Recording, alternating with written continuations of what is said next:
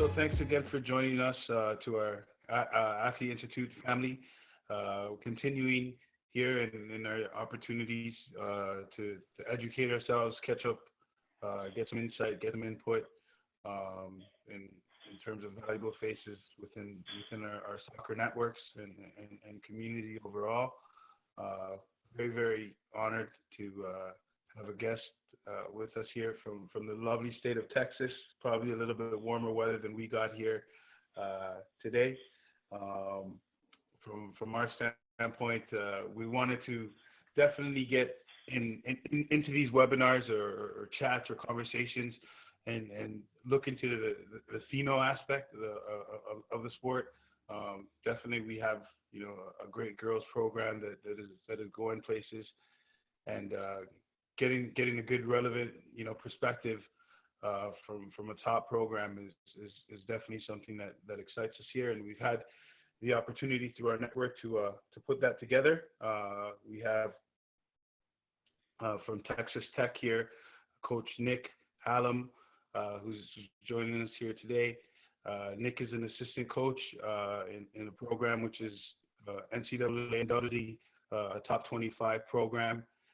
Doing a little bit of background into it, I'm pretty excited to get some insight into the culture of the program and just what makes it tick. Is it looks like it's a good balance of girls that are from the Texas region, which is definitely a hotbed of elite soccer within the nation, and obviously from that standpoint, it gives you a good perspective of just the overall level of the women's game in that age bracket.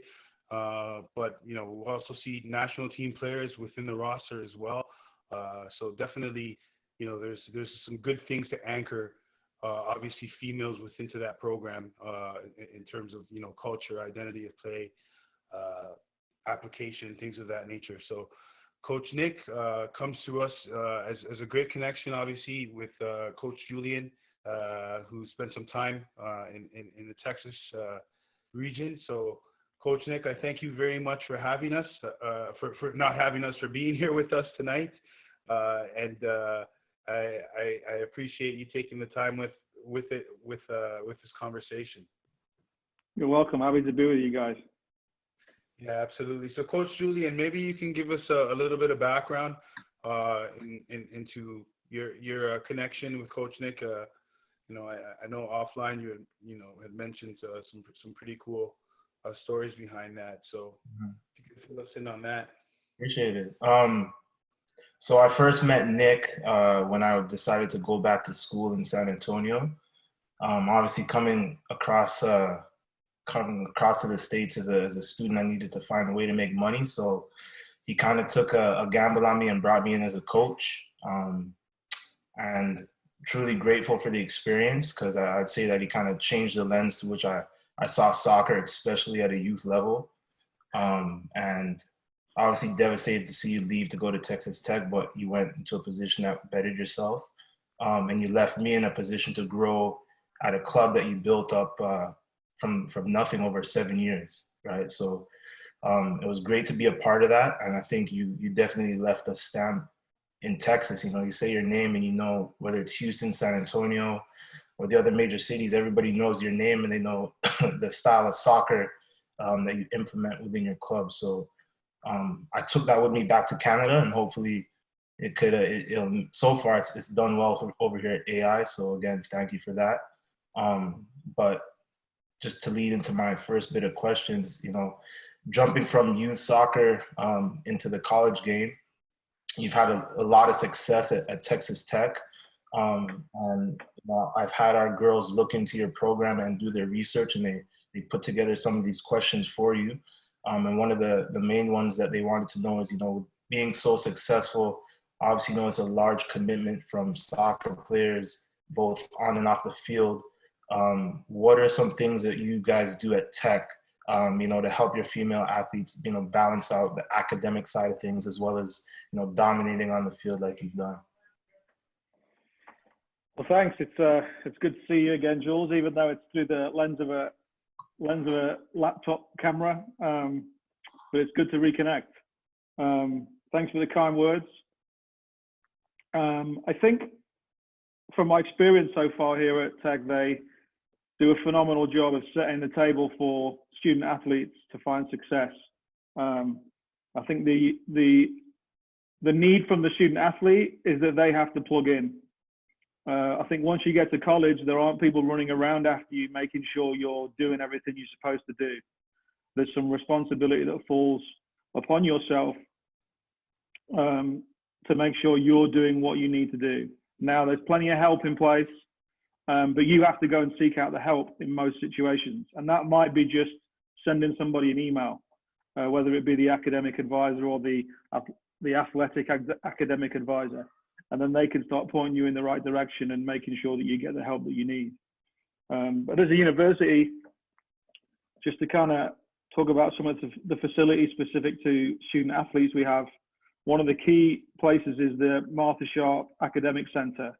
So this is a building that is only for student athletes, has a full staff of academic advisors and tutors, contains a number of individual meeting rooms, contains 2 computer labs, contains areas much like libraries, but these days we don't need many books, so there's not many books in there, where you can go and quiet, study in peace.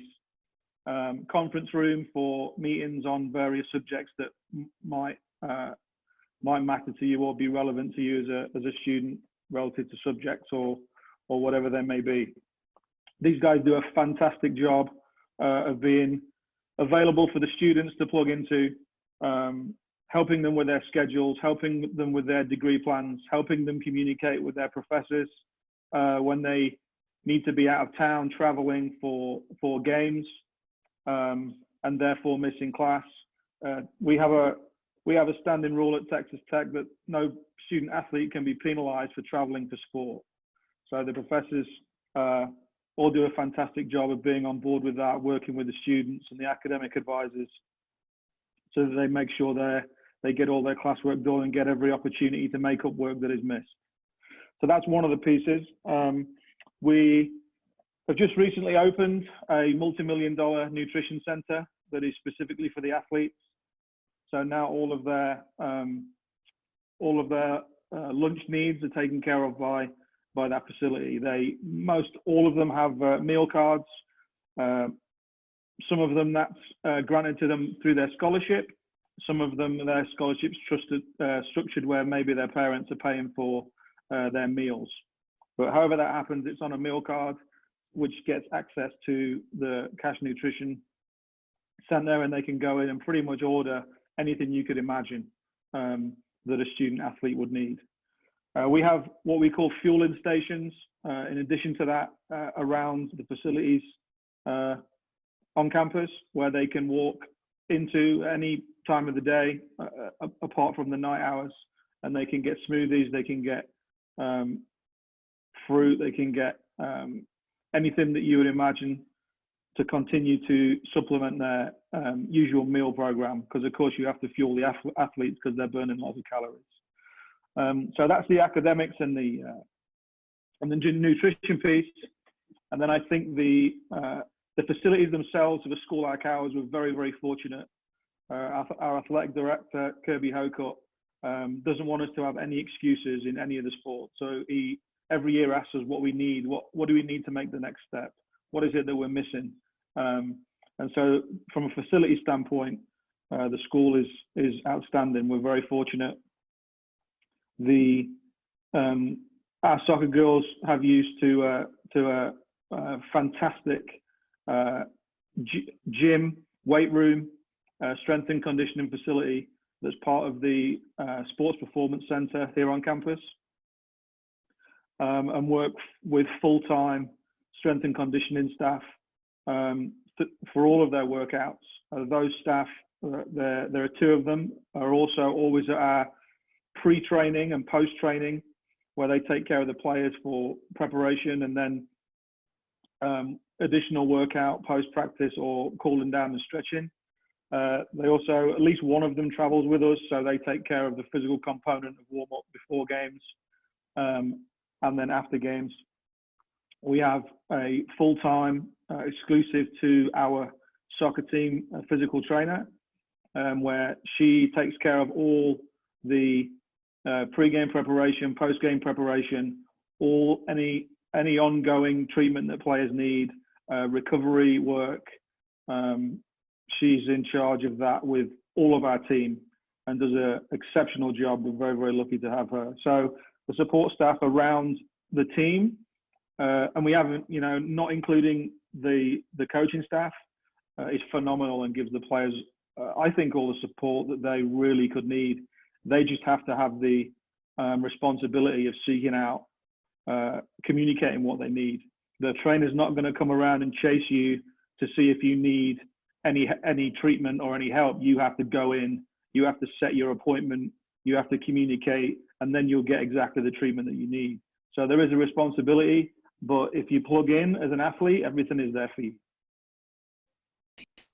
Yeah, I think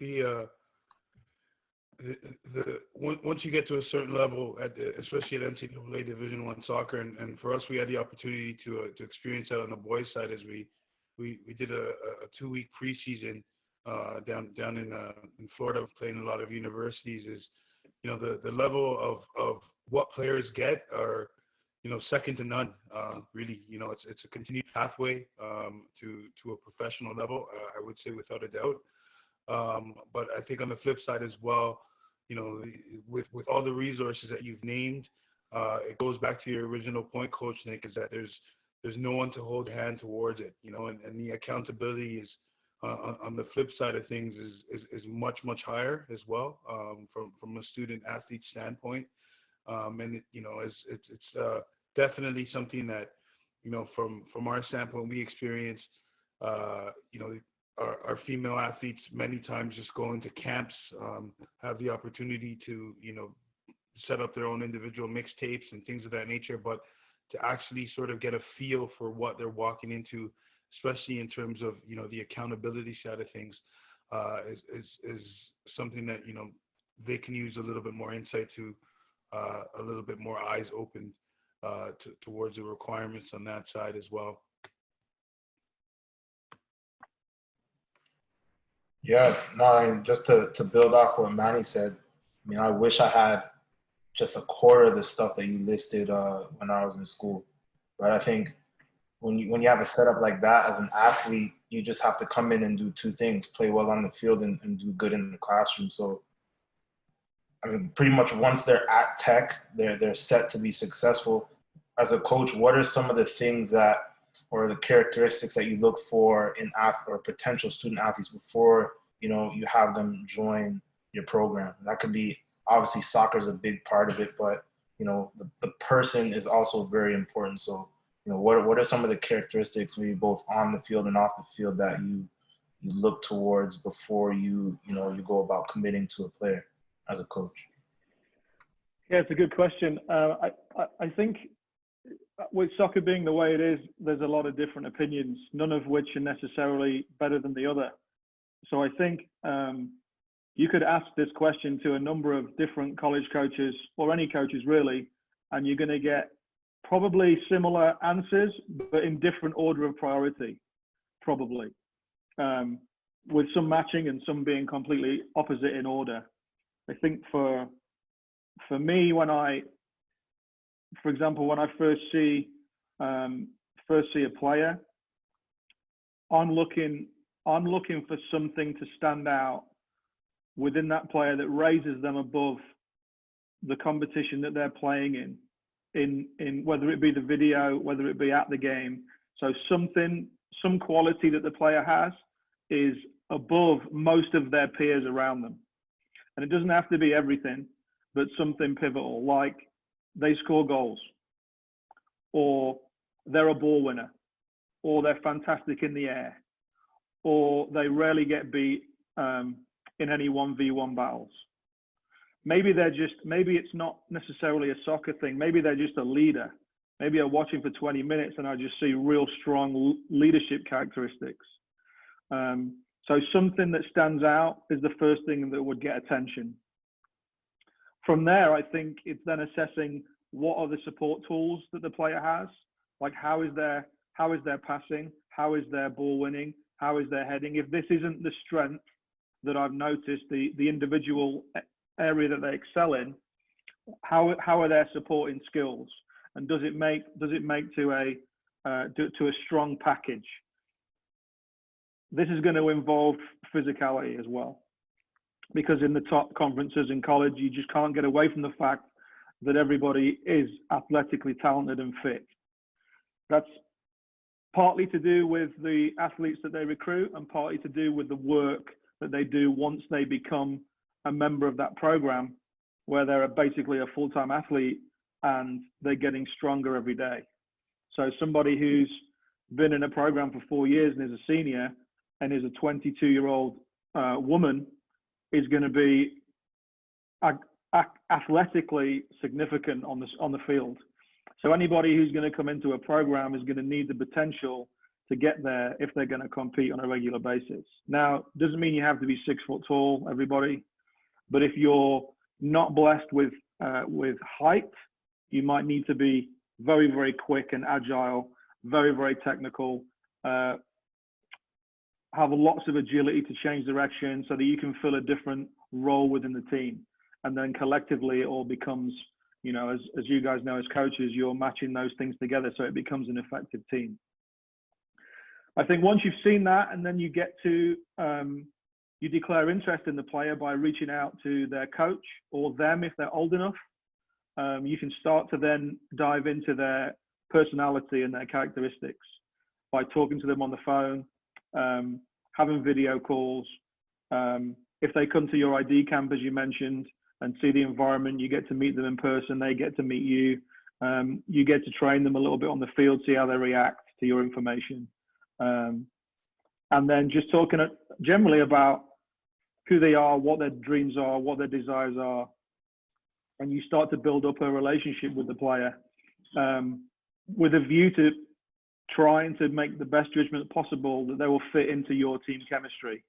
The last thing you want to do is bring a fantastic player into your team and they don't have the right attitude, and it's going to be a disruption. It's going to be a disruptive influence rather than somebody who comes in, buys into the environment that's there, and begins to contribute to the environment too.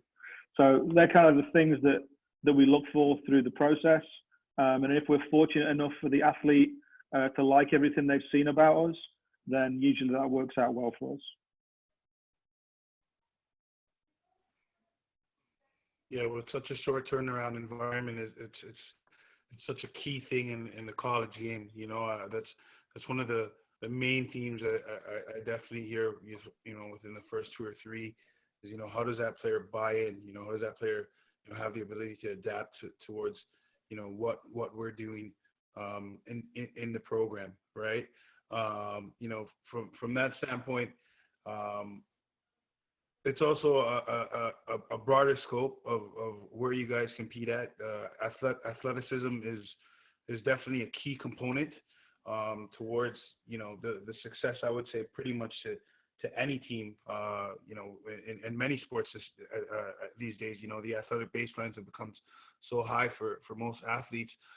But noticing you guys have a lot of players, you know, that you know, come in from the Texas region, which obviously, you know, carries, I would say, a Latino sort of, you know, flavor to the game, is towards that, and also, you know, having players, you know, coming from high development programs, national teams. I noticed there was one player from Canada as well, which was from the Rex program, which is another high-end program. What sort of is the approach, you know, the identity that, you know, Texas Tech sort of, you know, anchors itself to or looks to play, you know, besides, you know, being physically, you know, adept. I'm sure to get players of this high level, there has to be some sort of clear identity and a clear approach of, you know, how you guys go about your business on the field. Yeah, I think once you get into the college levels, it's about being flexible. You can have an identity, but I don't think the objectives are different from a youth club. we want to develop players, but we also have to win games. Any college sport is in that situation. From our perspective, what we would like to do in the ideal scenario is control the ball. And I think most of the teams that would play us, and certainly in our conference, would say that we're a team that tries to do that. But we also, as I said, we want to be flexible, that if the other team is trying to take that away from us, and in doing so, leaves a better solution because they've left, maybe they've left themselves exposed further up the field, we're not averse to having adaptations in our game plan to expose the opponent. We try and have a balance in our team that we can do all things so that we have solutions to whatever our opponent might bring. But our intent initially is to try and control the ball, move our opponent around so we can expose them in that way. If we can do that and they have problems stopping us do that, then that will be probably our priority. What do you think has been some of the selling points to get, you know, these high caliber players into the program? Trying to play is certainly one of them. You know, we tend to recruit players that enjoy being on the ball. That's what we want. We want everybody to be comfortable on the ball. We don't want to be caught overplaying. So we want to find the right balance based on whatever game is in front of us and whatever problems the opponent is trying to create for us. Sometimes things go well and the opponent doesn't do enough, and so you can continue with your original game plan.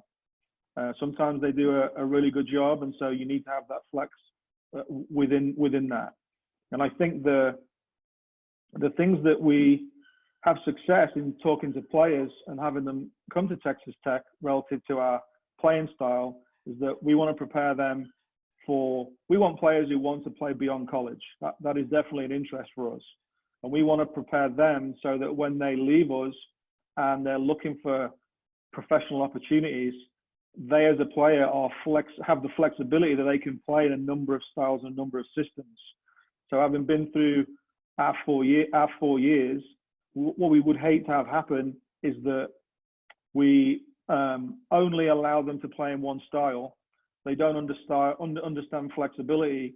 They get drafted into a professional league, and the team that drafted them doesn't really play the way we played. And it's a big, big problem for them. We don't want that to happen. We want them to be able to adapt to whatever system, whatever style, and find their role within the team that they play.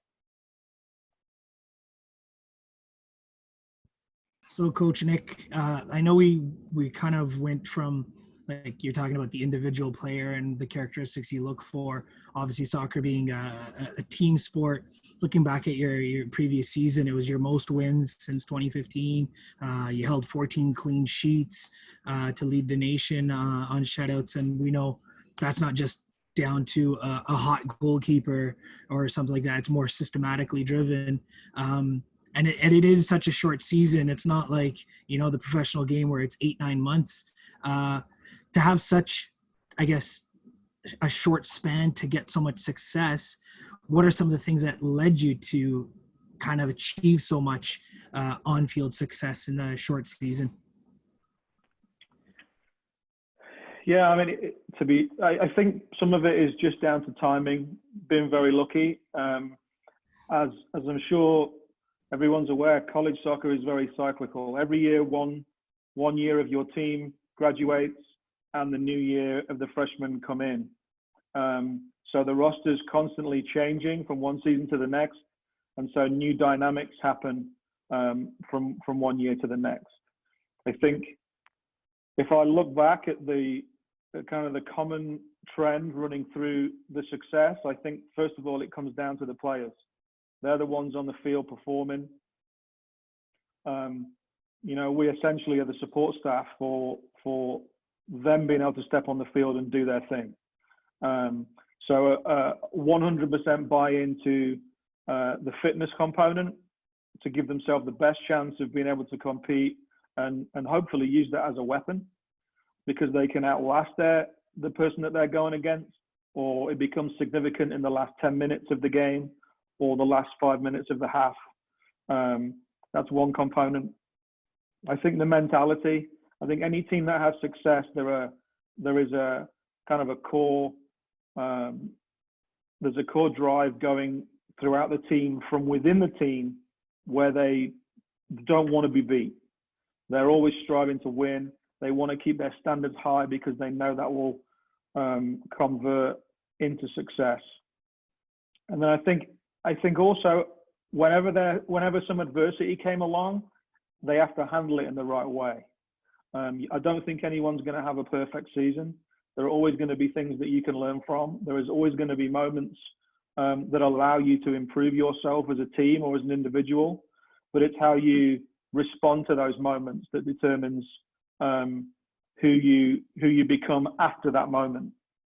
And I think I wrote a couple of notes here. I think to have success, you've got to have a blend. You've got to find a good blend in your team. So we were fortunate to have that.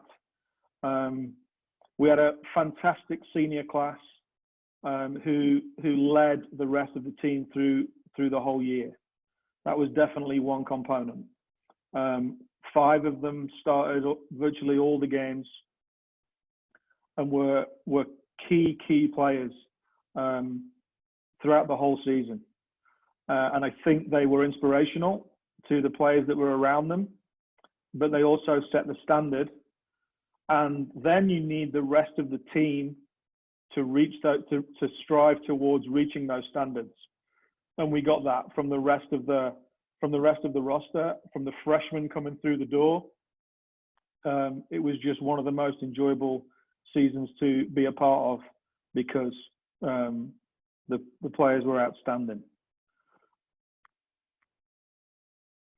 Talk about the blend of players being important, and within that blend, one of the components of your program is true that players do go on to play professionally. I think I've read over 11 former players have gone on to play professionally. So there's a good culture and a good pathway towards that.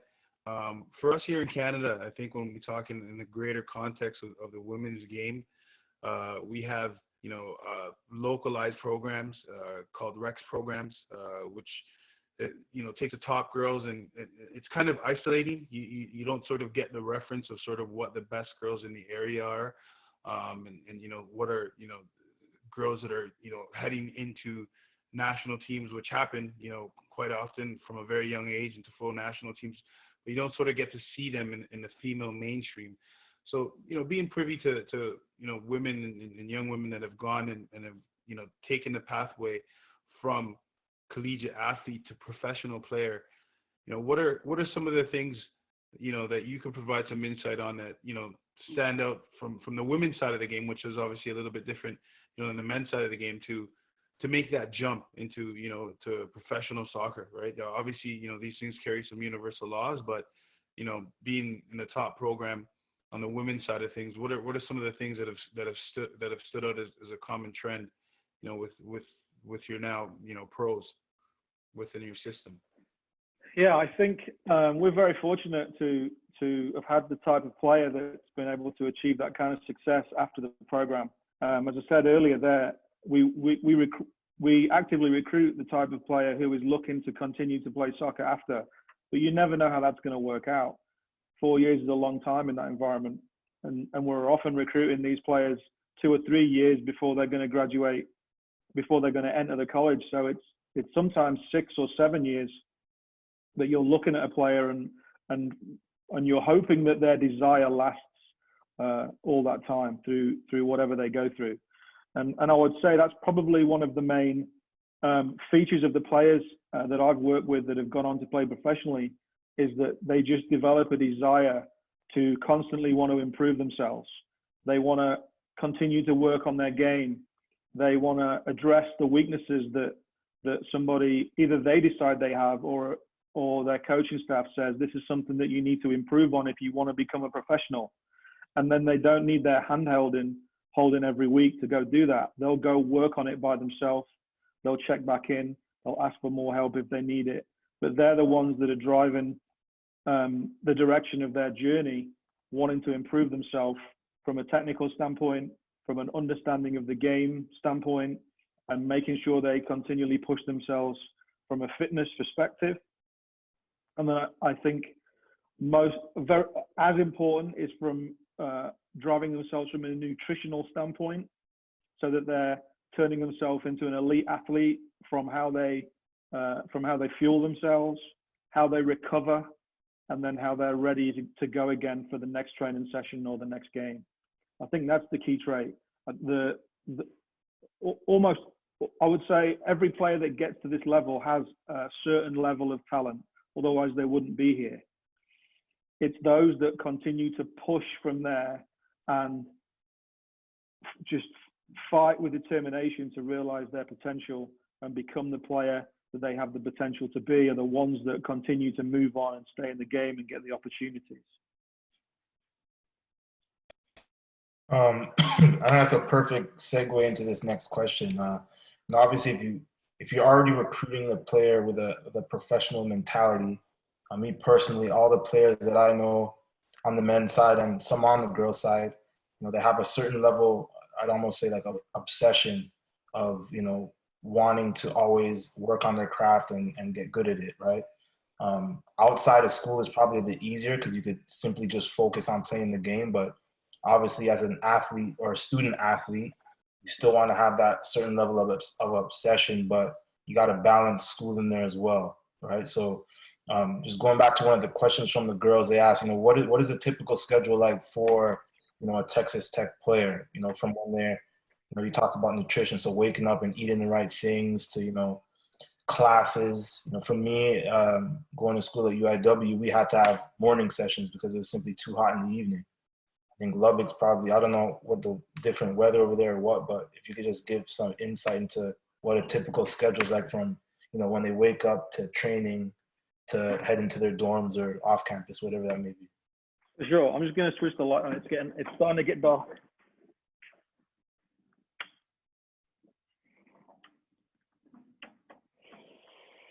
Yeah, so it's a good question. I think I would say it varies from school to school. Again, how they set it up, how their situation is.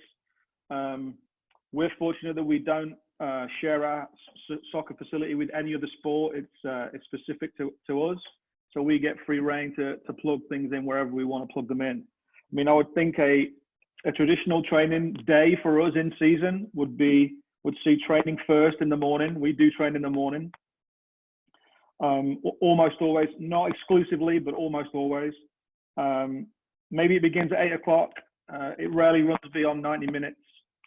There might be 10 minutes of preparation work with the strength and conditioning staff before the session starts, before we get them. But then the actual soccer stuff will last about 90 minutes.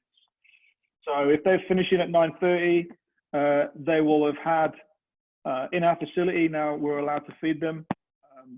There will be breakfast snacks like bagels or breakfast biscuits or whatever our nutritionist puts in our facility for them to jump in. So they come in and do that early. Then they'll get in the trainer's room and get taped or have any pre-session work done, loosening muscles, having a rub, whatever it is that they need or whatever ongoing treatment is happening. Session will happen, finish at 9:30. Usually a quick cool down with the strength and conditioning staff. For some of them, class will maybe start at 10 o'clock. So they'll have various hours of class through the day. There'll be a lunch period, which is usually somewhere between 12 and 2 for all of them. Maybe there'll be a class after lunch, depending on what their schedule is. And then most days we train, they'll also then go for a lift in the weight room sometime in the evening. And for flexibility of class, they usually go in, from what I regularly see, they usually go in 3 different groups. So relative to their class schedule, they can sign up for whichever group fits their schedule and they go in. So they're working together, there's peer support, and they're in the environment together, continuing to build contacts and relationships. And then for us, because we train in the morning, most of the players are done by 4 or 5 o'clock. So they get to go home, they get to relax, they get to recover, do any catch up on schoolwork. And then all the while, if any of them need additional treatment, then they will fit it into the day scheduled with the trainer. All the facilities are very, very close by.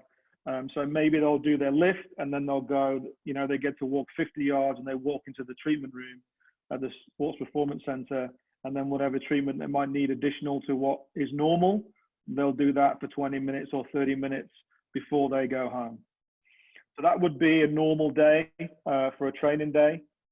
We like the fact that we get their day done by about 4 or 5 o'clock, because then they get to kind of rest and relax, so they're ready for the next day in the morning for the next session.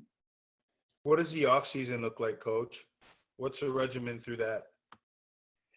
When you say off season, do you mean out of competitive season or outside of our hours?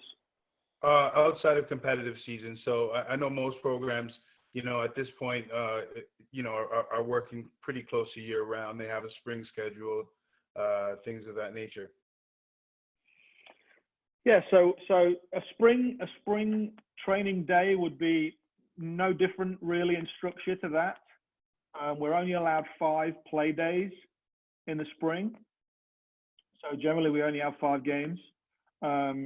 There's a period, we get to choose what day we begin our 20 hours. So we have 2 limitations in the spring.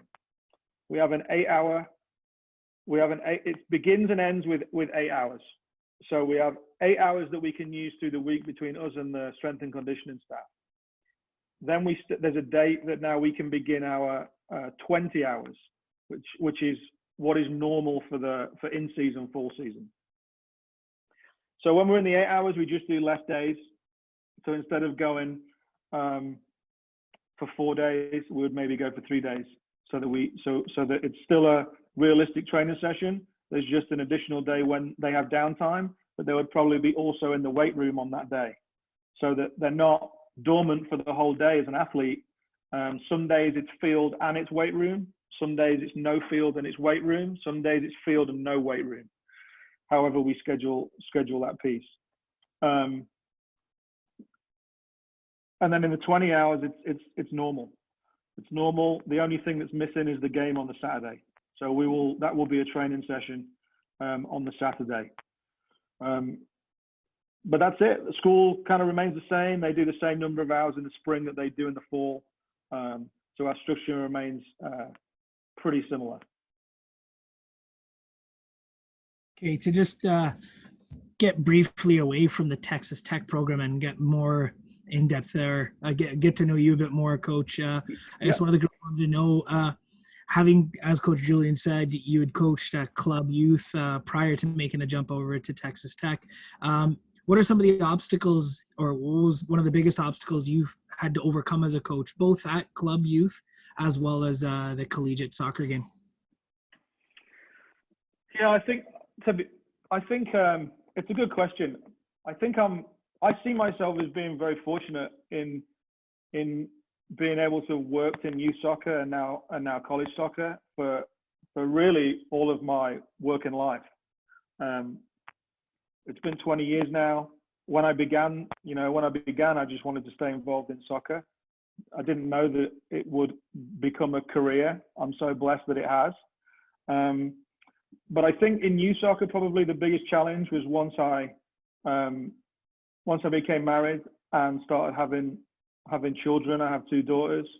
Is just balancing the time. When you're committed to youth soccer, it's an awful lot of time away from your family. You're away in the evenings. You're gone most of the weekend.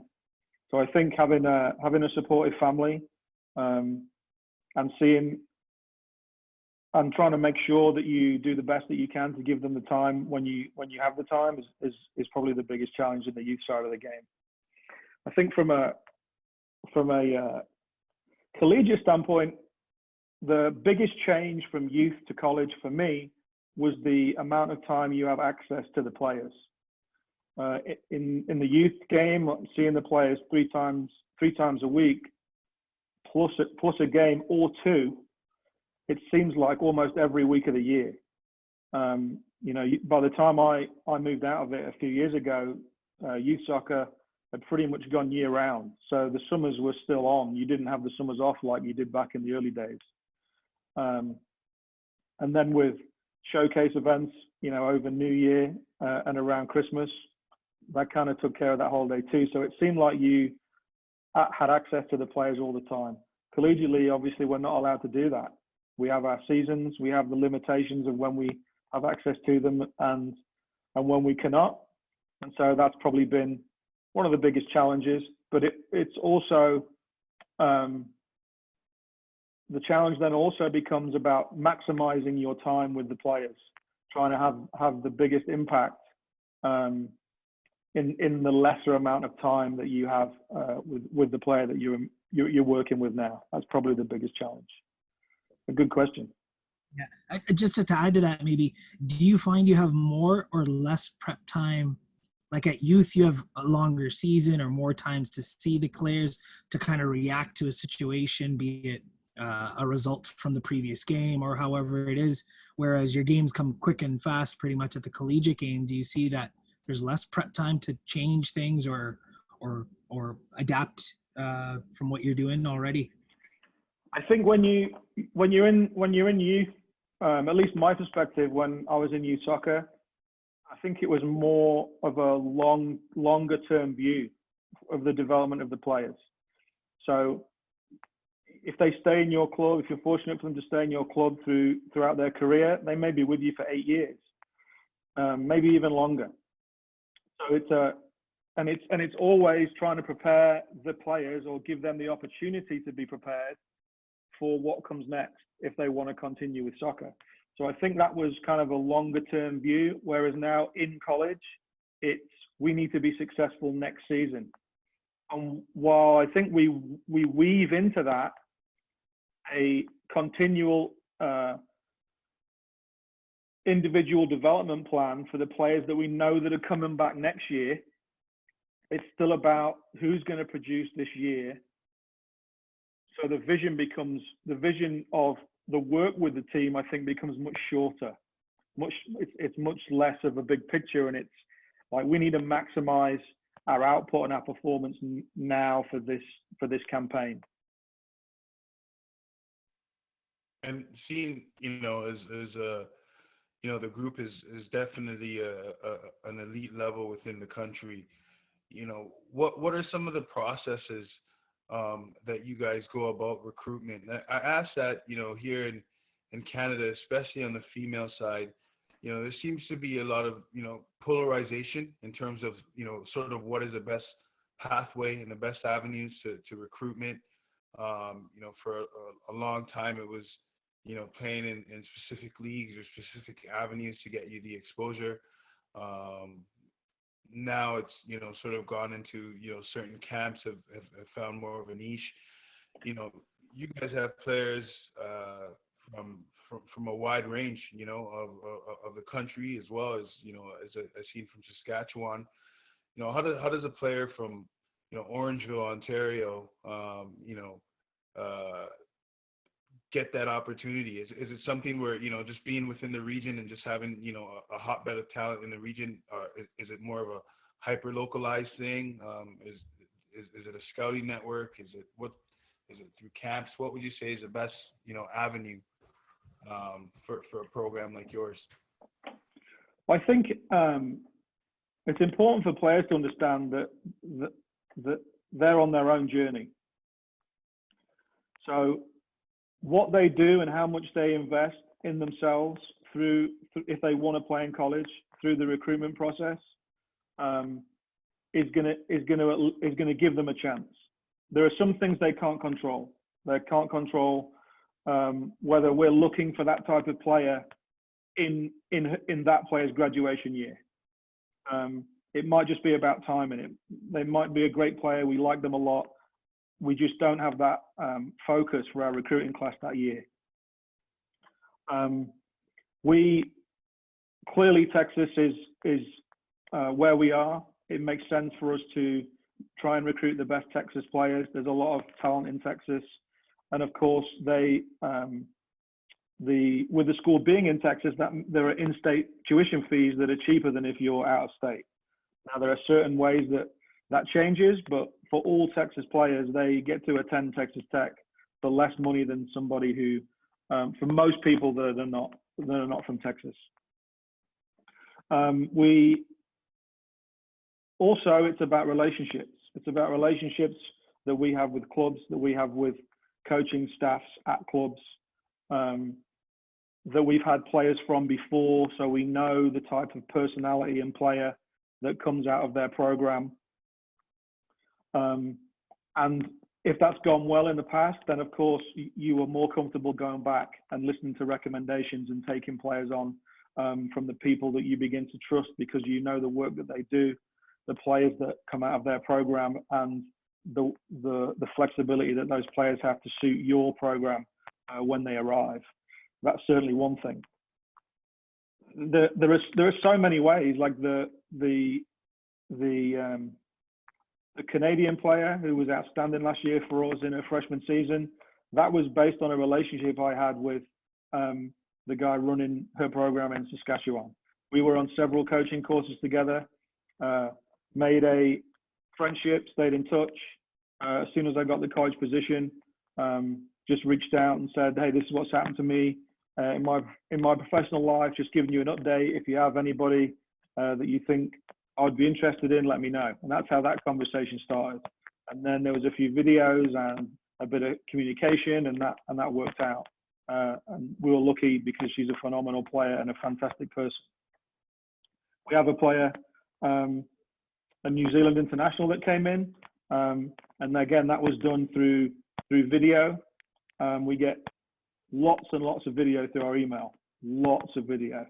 So we feel it's important to try and look at as much of it as we can, but then a video might strike our interest. This kid was playing in the U17 World Cup for New Zealand. We felt a need for that type of player. We liked what we saw. We reached out. Fortunately, we had one of our previous players who was a goalkeeper for us, outstanding goalkeeper for us, was from New Zealand. So soccer world, the world is big, but the soccer world can be very small. So we just use our connections to see what people think of players, if they have any insight, if they know somebody that knows them. And if we get positive vibes, then we continue with the player. We talk to them in person. We figure out if we feel their personality will add to our group. And if so, and we're fortunate enough for them to choose us, then it just works out that way. There are just a number of different ways to find players, and we try and spread our net as wide as we can to find as much talent as we can, including the places hopefully that maybe other people aren't looking.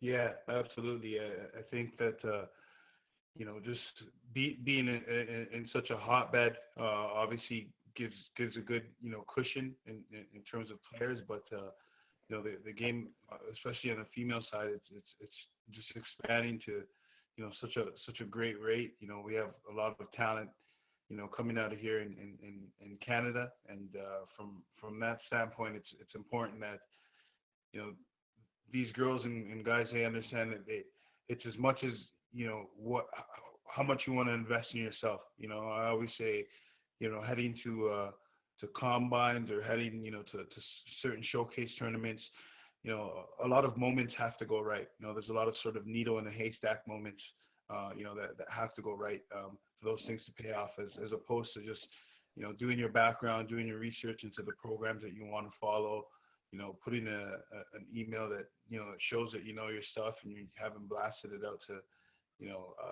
50 other people.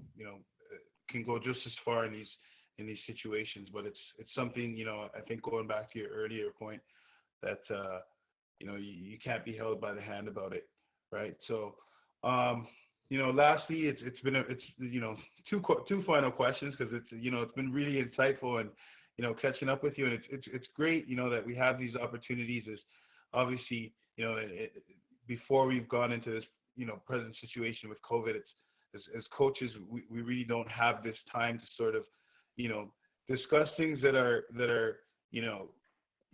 that we know, but it's good to just sort of re-plug in and bring it to the surface and things of that nature. So, going into the next season, obviously, it's the overall logistics of it, for everybody and for your program. And I can imagine, from the spring season probably maybe being affected to going into next season. How's the overall vibe? How are you guys feeling about, the program going into next season? We feel good. I mean, we got 3 of our 5 games in the spring, so we were just over halfway through our season. We were disappointed, obviously, not to get to play the 4th and 5th game, so we could maximize our opportunity for growth in the spring season. We had two of our incoming freshman class come in early for the spring, so we got to get them into the fold. And they got to get some of the training and some of the weight room work in to start working on their physical development, which is usually the biggest change between the high schoolers that come in as freshmen in their first 12 months. It's kind of the biggest growth. So that was good. And then we're excited about the class that we have coming in. I don't believe I'm allowed to talk about the individuals, but we feel like it's a good group that's going to impact us in a positive way. With a number of them in a position to threaten to get on the field very quickly. So we're always excited about a freshman class that can do that for us. We feel really good about the team. The chemistry is great. We've been doing the Zoom calls, as I'm sure all the teams that are stuck in isolation or self-quarantine or whatever we call this now is. It seems like the new way to coach is to see 30 little boxes on a screen with a face in it. And so we've been doing that. We've been trying to make sure we're helping the players with their mental health. It's been a big change. They're away from their teammates. They've had to do their school online, which is brand new for some of the students. They've always been in classrooms. So that's been a big change. So we've been focused on making sure that the transition has been smooth for them and they're getting everything that they need. And then we've just been continuing to talk about the principles that we like to build our team on, making sure that we continue the contact. We're doing some exercises where we encourage the players to be in groups, working on some small fun projects. So we're stimulating conversation and contact. And then we come back into the big meetings and see how they've done. So we definitely feel good. We feel like the roster that we will have, if we're allowed to play in the fall, has all the capacity to reach the heights of the last couple of years. So we're just hoping, fingers crossed, that we get to it. Yeah, we definitely wish you the best on the return to play, aspect of it. It definitely is a new channel for us as coaches and staff. I always joke with our guys here that I feel I work for a radio station now, talking about content and things that are not really part of our everyday. But ultimately it's what we do in these moments, and just to have the ability to hit the ground running when we restart. And I'm glad that you guys are enthusiastic about it and in a good place. So I'll leave you with one last question here, and this is more from a general standpoint. Obviously, with the situation going about worldwide, from the standpoint of our soccer community, we're in Ontario here. We're in our 3rd week of shutdown, going into our 4th week. Our governing body, Ontario Soccer here, has said there's no soccer till a minimum of June 1st. You seem to be a guy that has a very solid pulse, coaching in San Antonio, Houston, with a good net. What's the overall scene in Texas, obviously reflecting greater society, in terms of the soccer community? At what point is it shut down, and what's the communications been from those channels? Well, I think everyone's kind of in the same boat, right? It's unfortunately I think the most the most anxiety comes from the fact that we just don't know when it's going to end. Everyone would love for it to be tomorrow. I just don't think that's realistic. We have to trust in the people, in the smart people that know way more than we do about these diseases and how infectious they are and the spread and all those things. You just have to trust them. I think I'm still connected with a lot of people in Texas through social media, and I've been having conversations, and I think everybody is doing some real good stuff in being creative in how they can manage this new reality, from training programs, from competitions on social media, from starting podcasts so people can tune in and kind of stay connected to what's going on with the club. Seminars like this, like you guys are doing, that gives people an opportunity to get some information while they're maybe not training as much. It's been fun to see the members of the teams themselves staying connected on social media and providing challenges for each other. I think clubs have been resourceful in bringing on board certain programming that players can do from home and providing that for them. So I think people have done a good job of adjusting to the new reality, the situation that they're in. From every conversation I've had, everyone still seems hopeful that there'll be some sort of resolution to the season, even if that ends up being in June, or maybe even July. So I think that's what people are holding on to, that they'll get back together as teams as soon as they can, and there'll be at least some closure to the competition for them. But I think everyone understands it's kind of out of our hands, and we have to take it as it comes and rely on the people that are responsible for these decisions. Yeah, most definitely. And it seems the situation has escalated really quickly. Just talking to a lot of colleagues and peers. I was talking to some guys last week that they still hadn't gone into a full shutdown soccer-wise, but obviously it's moved towards that direction, and we can only wish the best towards you and the great soccer community down in Texas. We wish you guys the best in health and safety in these moments. And the silver lining again of all this is that I think it's given us a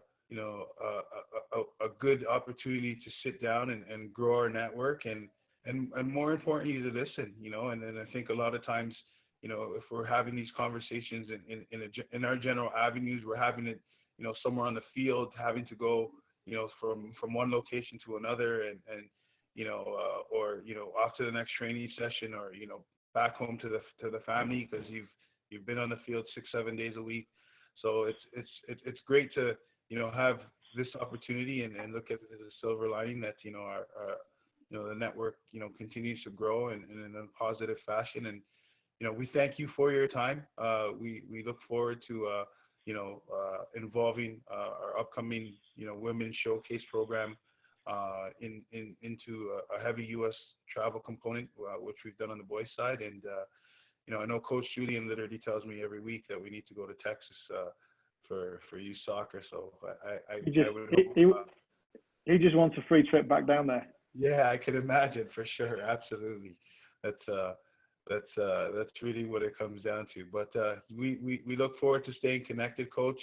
We wish you the best over this time, and then in the upcoming season, we'll definitely stay connected and look forward to further opportunities. Yeah, thank you for having me. I wish you guys the best. Stay safe, and definitely stay in touch. All right, appreciate it, Nick. Definitely. Thanks, Nick.